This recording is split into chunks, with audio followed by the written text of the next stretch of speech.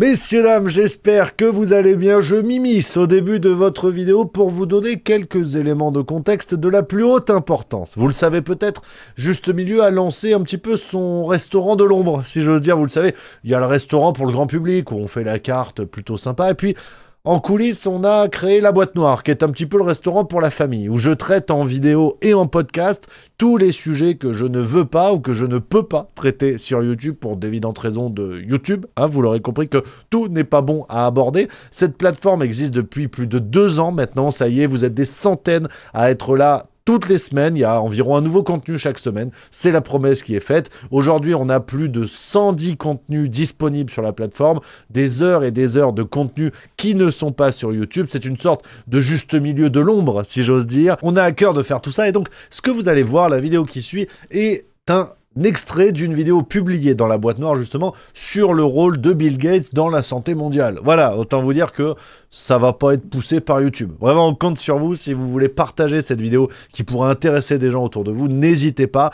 On va vous proposer une séquence, un extrait de cette vidéo de plus de 10 minutes, évidemment, pour vous faire une idée du travail que je peux faire dans La Boîte Noire. Et puis, vous connaissez la guinguette. En plus, c'est bientôt Noël. Mariah Carey commence à nous casser les couilles dans les haut-parleurs des magasins. Donc, on va vous faire un petit cadeau, évidemment. Si vous voulez recevoir la vidéo en intégralité, on vous l'envoie gratuitement. Évidemment, lien en description et en commentaire. Vous allez voir, j'ai été obligé de couper cet extrait à partir du moment où ça devient un petit peu chaud et où YouTube aurait pu peut-être un petit peu bloquer ou à minima invisibiliser le contenu. Donc, c'est simple comme bonjour. Bonjour, si vous voulez recevoir l'intégralité de cette enquête sur le rôle de Bill Gates concernant la santé mondiale, vous avez un lien en description et puis vous pouvez déjà, pour l'échauffement, commencer tout de suite et maintenant.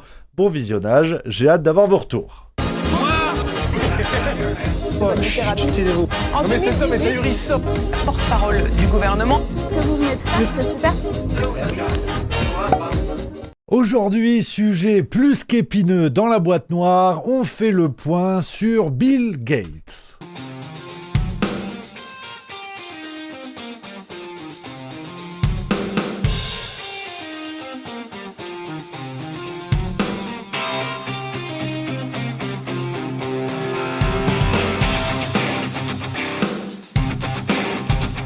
Les amis, j'espère que vous allez bien, heureux de vous retrouver dans La Boîte Noire pour une nouvelle vidéo.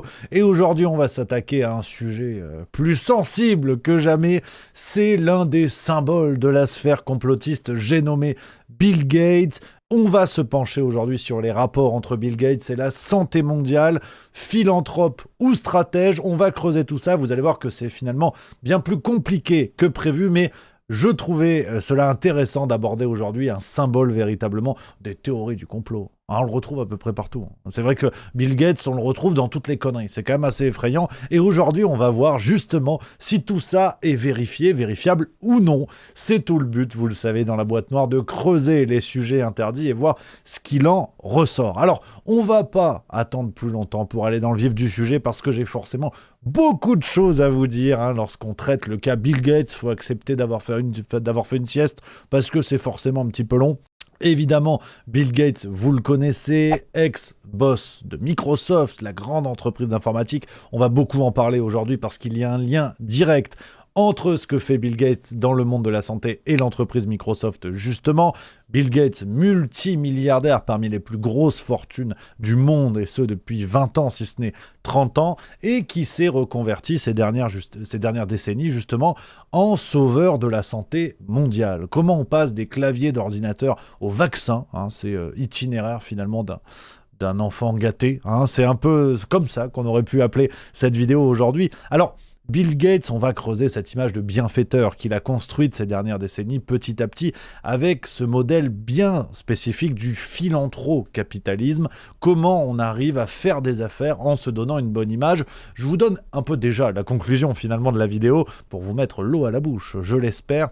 On va creuser tout ça avec cette question centrale en ligne de mire, générosité intéressée ou stratégie globale de pouvoir et d'influence. Alors, D'abord, quelques mots de contexte. Vous le savez, c'est important pour espérer répondre à ces questions-là.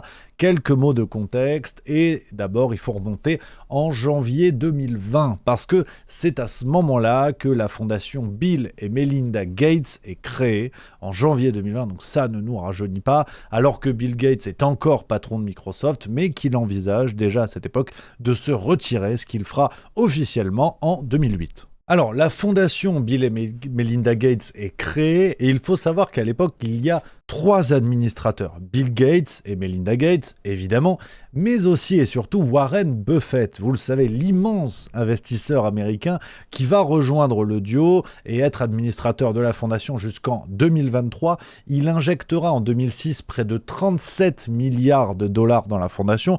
Donc, pour rappeler quand même un élément qui sort peu concernant la fondation Bill et Melinda Gates, c'est que cette fondation a très tôt intéressé l'un des plus gros financiers du capitalisme international, à savoir Warren Buffett. Donc, à ce moment-là, on se dit, tiens, cette fondation, ils veulent sauver le monde, mais il y a quand même beaucoup de pognon qui est injecté par des gens qui aiment bien injecter du pognon pour en récupérer. Mais là, pour l'instant, on n'est que dans la rumeur complotiste. Vous allez voir, on va avancer, c'est construit comme un thriller. Voilà, ça fout les chocottes. On a déjà les chocottes.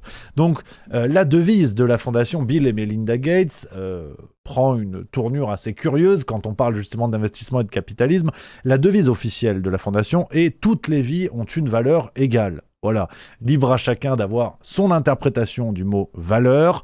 En tout cas, au 31 décembre 2023, la fondation Bill et Melinda Gates, chiffre officiel de la fondation évidemment sur leur site internet, ce sont plus de 2026 employés et un total de 77,6 milliards de dollars de subventions versées depuis le début, depuis la création de la fondation. Donc c'est évidemment énorme, énormissime. Et l'objectif initial affiché justement à travers toutes ces subventions versées par la fondation Bill et Melinda Gates, c'est avant tout, cela avait été présenté comme ça au départ, de diminuer la mortalité infantile, d'éradiquer les maladies infectieuses, d'améliorer l'agriculture dans les pays pauvres. Donc là, jusque-là, on se dit, attends, qui est-on pour dire que c'est pas bien? C'est génial, ils veulent sauver le monde. Jusque-là, c'est pas mal. Et il va falloir être juste milieu, parce que vous allez voir que cette vidéo, il y aura beaucoup d'ambivalence. Tout n'est pas noir, tout n'est pas blanc, évidemment. Donc, dans les objectifs initiaux, il y a les 3 que je viens de vous lire, mais petit à petit, il y a eu d'autres objectifs annoncés. On a eu, au fil du temps, des investissements annoncés dans la lutte contre plusieurs maladies, comme la poliomyélite, le sida ou encore la tuberculose. Là encore, on a une perspective plutôt positive, on va dire. Mais ces dernières années, la fondation Bill et Melinda Gates s'est également engagée à verser des subventions pour l'égalité des sexes, des bourses d'études aux États-Unis ou encore la recherche dans l'agriculture. Là, ça se corse. Voilà, là, tu te dis, ça n'a plus grand-chose à voir avec l'aspect philanthropique du départ. On commence à voir un intérêt marqué dans les investissements de la subvention. Alors, restons dans le contexte de la fondation, de la création de la fondation Bill et Melinda Gates, parce que je vous parlais de janvier 2000, qui est le moment de la création, mais il faut rappeler qu'en 1997, Bill Gates se retrouve devant les tribunaux aux États-Unis pour un immense procès antitrust qui est mené contre Microsoft, procès qui aurait pu entacher l'image de Microsoft de manière très importante. Je vous montre un petit reportage de l'époque sur France 2 qui rappelait l'importance, l'ampleur de ce procès et ce qui était reproché à Microsoft à l'époque.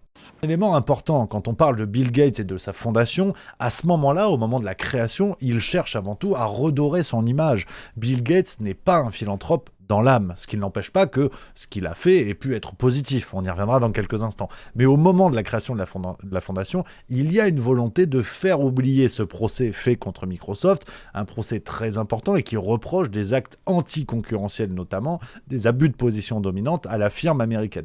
Donc Bill Gates se dit, le meilleur moyen d'oublier ce procès, c'est d'investir dans des actions philanthropiques, d'où la fondation. Donc rappelons quand même que tout ça n'est pas vraiment désintéressé, et d'ailleurs en 2019, il y a eu un livre très intéressant signé Lionel Astruc qui a travaillé justement sur le parcours de Bill Gates et on va dire l'opportunisme du monsieur dans différentes actions qu'il a pu mener ces dernières décennies. Je vous mets un extrait de l'interview de Lionel Astruc, c'était sur le plateau de Le Média, chaîne YouTube que vous pouvez consulter, qui est très chouette. Et Lionel Astruc nous dit ceci. Pour tout vous dire, en fait, c'est ce genre de message qui m'a poussé à écrire le livre. en font tellement trop justement dans ce... Alors maintenant on va voir le documentaire, ça n'est que l'annonce, mais on voit bien que ça va être une agiographie très complaisante, très mielleuse, qui va nous présenter un homme qui est plus proche du dieu que de l'homme normal. On le voit bien avec cette bande-annonce. Et en fait, moi, c'est vrai que j'ai lu des articles, y compris dans des suppléments de magazines consacrés au mécénat, avec des journalistes qui étaient spécialisés, etc., et qui continuaient en fait à présenter Bill Gates comme si c'était vraiment un exemple de générosité. Il est d'ailleurs devenu en fait une sorte d'étalon de mesure de ce que c'est que la grande générosité. C'est-à-dire, à chaque fois qu'on parle de philanthropie, de mécénat, on dit « Ah oui, c'est comme Bill Gates qui donne tellement, etc. » Et au bout d'un moment, c'est vrai que moi, connaissant déjà, avant de démarrer l'enquête, une partie de ce qui se cachait derrière ce joli décor, à un moment donné, j'ai trouvé ça vraiment insupportable et donc j'ai commencé cette enquête. Donc maintenant que vous avez quelques éléments de contexte sur la création de la fondation, les enjeux, un petit peu le pourquoi du comment, regardons en détail ce qui a été mené par cette fondation. On va essayer de regarder tout ça dans une ligne juste milieu. Je vous le disais, il y a du bon, il y a du moins bon. Après, voilà, libre à chacun d'estimer ce qu'il y a le plus, hein, ça c'est votre problème. Donc, les grandes réussites de la fondation, parce qu'il faut quand même en parler, on va aborder le négatif après évidemment, mais on ne peut nier que, en tout cas cela me semble difficile de nier que les investissements de la fondation Bill et Melinda Gates n'aient pas que des mauvais côtés. La fondation a massivement financé la vaccination, on y reviendra, notamment à travers l'organisme Gavi, l'Alliance du vaccin, j'y reviens dans quelques minutes. On ne peut nier que cela a pu sauver des vies. Voilà, je crois que c'est important de souligner qu'il y a des actions philanthropiques qui sont certes menées par un monsieur qui semble tout à fait néfaste dans ses pensées et ses agissements, mais sur le terrain, il y a de nombreux individus à qui on a pu sauver la vie grâce à ça, des gens qu'on a pu aider dans leur quotidien, dans notamment les pays pauvres en Afrique. Il y a des effets humanitaires que je trouve positifs par moment. Soyons clairs, c'est pas ce qui domine par rapport au reste de ce que je vais vous dire, mais j'ai envie de nuancer un petit peu, de pas être vraiment dans la dénonciation pure et simple, de trouver justement un point de juste milieu pour rester cohérent. Alors évidemment, une fois que ça c'est dit, on fait preuve d'honnêteté intellectuelle, il faut pointer du doigt les problèmes négatifs. Et là, il y en a, vraiment, il y en a beaucoup. Il y a quasiment que ça. Il y a quasiment que ça, mais vous avez vu, on a réussi quand même à contrebalancer un petit peu. Parce que le gros problème de la fondation Bill et Melinda Gates, et dès le début, on peut prendre comme exemple, en 2003, la fondation lance un programme appelé Grand Challenge in Global Health, le challenge dans la santé mondiale, si vous voulez, avec comme objectif d'innover dans les secteurs de la santé. La fondation Bill et Melinda Gates finance ça main dans la main avec des entreprises privées. Donc, le gros problème de la fondation Bill et Melinda Gates, c'est ça, c'est que c'est un pont d'investissement, avant toute chose, qui va s'appuyer sur une branche publique et sur une branche privée pour arriver à ses fins. Donc, la philanthropie affichée de la fondation est en vérité qu'une vitrine dont les moteurs sont bien plus capitalistiques. Là encore, libre à chacun de trouver cela positif ou négatif sur le plan moral, mais si on rentre sur la grande partie des critiques que l'on peut faire à la fondation Bill et Melinda Gates, on arrive évidemment là-dessus. Cet entre-deux, entre public et privé, tout ça en appuyant en plus sur les politiques menées à l'échelle des États, tant la fondation est puissante qu'elle est financée, on le disait, par des gens comme Bill Gates ou Warren Buffett, donc des fortunes très importantes qui ont un poids à la fois sur l'économie américaine, mais qui financent ce genre de structure pour avoir un poids à l'international. Et la fondation Bill et Melinda Gates est l'un des symboles de ces fondations, de ces ONG, de ces groupuscules au demeurant philanthropiques et qui en vérité sont des organes soit de propagande, soit d'influence sur la politique menée par les États. Donc la fondation Bill et Melinda Gates, évidemment, travaille sur ça. La fondation a été accusée ces dernières décennies de définir les priorités de santé mondiale et ce, sans contrôle démocratique. On a un lien, par exemple, aujourd'hui, entre la fondation Bill et Melinda Gates et l'Organisation mondiale de la santé. Tout ça sans aucun contrôle démocratique des pays qui appartiennent à l'OMS, en tout cas qui en ont ratifié la convention. Vous avez également ce qui est reproché, pour prendre pêle-mêle plusieurs arguments, vous avez également une priorité aux vaccins et aux solutions de biotechnologie. C'est reproché souvent à la Fondation parce qu'il y a une volonté d'être dans l'innovation, dans le développement, de financer des organismes ou des entreprises à même de développer des solutions technologiquement en avance. Mais si la fondation investit, c'est pour en récupérer des bénéfices derrière, vous vous en doutez. On retrouve l'ancrage capitalistique. Ça aussi, c'est un reproche que l'on fait souvent à la fondation Bill et Melinda Gates, d'encourager le développement technologique là où dans le monde entier, tout le monde n'a pas forcément accès à l'eau potable ou à la nourriture. Donc il y a une sorte de décorrélation entre l'objectif philanthropique annoncé au départ et l'application concrète aujourd'hui, en 2025, quand je vous parle. La fondation va encourager des solutions de biotechnologie sans financer, par exemple, plus massivement l'installation de puits d'eau potable ou des approvisionnements en nourriture. Ça aussi, c'est un reproche courant qui est fait. Et bien sûr, on a cette gouvernance opaque. Je vous le disais, c'est un peu le troisième volet des grandes critiques faites à la fondation Bill et Melinda Gates.